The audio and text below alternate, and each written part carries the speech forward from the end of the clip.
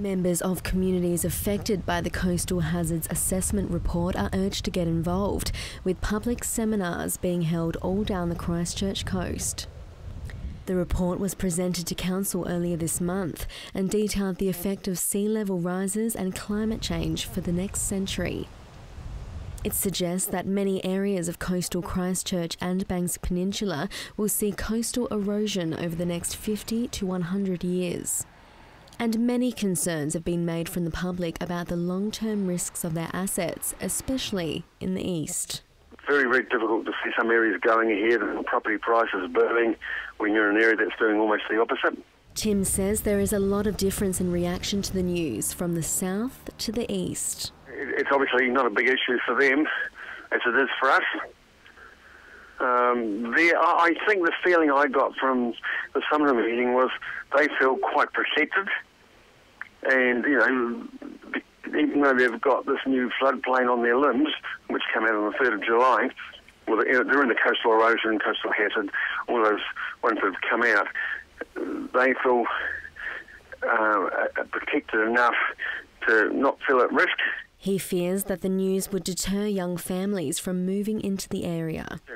Would you want to buy a place, unless you're absolutely passionate about it, this is your first home, your family home, you're going to bring your kids up, would you think it was a good move to move into an area that's got a doubtful future? Well, you've been told that, hey, you might have inundation or coastal erosion in 50 years. I know what your solicitor will tell you.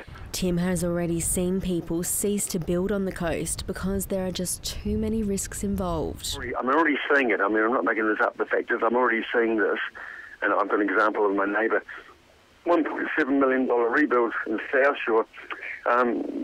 He was going to rebuild, but there was no guarantee he would get insurance, so he wasn't going to risk it. So he took the payout.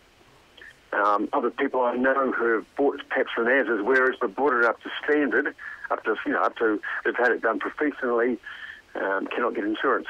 And he says that the community isn't being unreasonable. They just want it researched that little bit more. Again, I'm not arguing the climate change one. I don't even want to go there. I want to see other reports. I believe we need more than one report.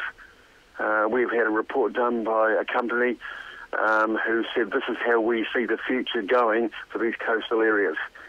And we're putting all our dollars into this jar, thinking, right, that's what they've said, this is what's going to happen. I would like to see more independent reviews done on that report.